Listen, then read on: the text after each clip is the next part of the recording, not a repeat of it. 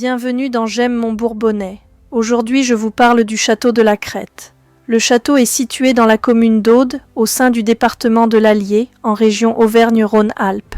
Il est situé à une distance de 1,5 km à l'ouest du bourg, dominant la vallée du ruisseau de la Forêt, au nord de cette localité. Le vieux château de la Crête. Le château de la Crête, également connu sous le nom de château de la Creste, est une ruine méconnue mais fascinante d'une forteresse médiévale. Elle est située sur un éperon rocheux, isolé du plateau environnant en raison de l'érosion naturelle. Bien que la création d'un étang artificiel ait obscurci la topographie initiale de la vallée, cet endroit a toujours été un site défensif naturel idéal pour ériger une forteresse. Certains aspects de cette structure rappellent le château de la Roche-Guillebaud, situé dans la vallée de l'Arnon. Sur place, une plateforme consolidée par un mur de pierre sèche supporte des vestiges datant d'au moins deux périodes distinctes. Les premiers vestiges, des tours rondes, semblent remonter au XIIIe siècle. Les seconds, qui incluent les restes d'un grand corps de logis flanqué de tours carrées dotées de meurtrières pour armes à feu, semblent dater du XIVe ou du XVe siècle. Il est à noter que les archères des tours rondes ont été remplacées par des ouvertures adaptées aux coulevrines.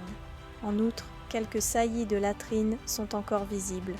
L'ensemble présente le profil caractéristique des anciennes forteresses féodales qui ont été réaménagées à l'époque de la guerre de Cent Ans pour devenir à la fois des résidences confortables et des places fortes capables de résister à un siège.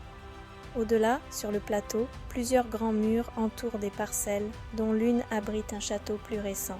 Il est possible que ces murs soient les vestiges d'une basse-cour ou d'une garenne. La particularité de la Crête réside dans le fait qu'elle a laissé très peu de traces dans les archives. Une des rares mentions datant de 1128 atteste de la présence d'un chapelain sur place, peut-être en relation avec la chapelle associée au premier château. Un acte non daté, mais semblant appartenir au XIIe siècle, mentionne un prévôt de la Crête, ce qui est cohérent avec la déclaration d'un seigneur de Culan en 1245, faisant référence à sa maison, Domo Nostra de Christa, de la Crête. En conséquence, il est difficile de trouver des documents historiques substantiels concernant cette forteresse. Elle a été construite par les Culans, mais elle était supervisée par un officier seigneurial chargé de sa défense. Par conséquent, il n'y avait pas de seigneur de la Crête explicitement mentionné dans les archives médiévales.